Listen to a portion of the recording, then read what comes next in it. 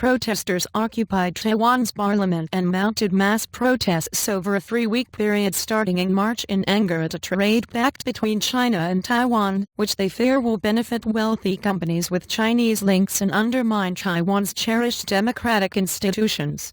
And it was the largest anti-Beijing protest in years on the island, where nationalist forces fled in 1949 after losing to the communists in a civil war.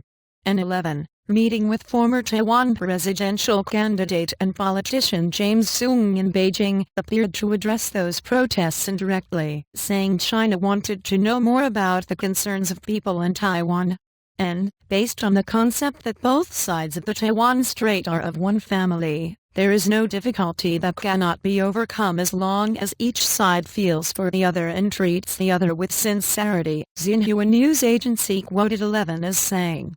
And we'd like to know more about the practical needs of the Taiwan people, especially those of the grassroots, and take proactive and effective steps to take care of vulnerable groups.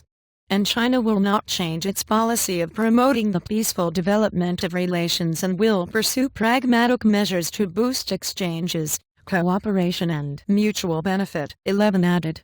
And run as a dictatorship for decades after 1949. Taiwan developed democratic institutions from the 1980s and now has a lively legislature, free elections and a vibrant free media, in stark contrast to communist-led China. And the pact would open 80 Chinese service sectors to Taiwan investment and 64 Taiwanese sectors to the mainland. Protesters were particularly angry about the opening of sensitive sectors such as printing and advertising.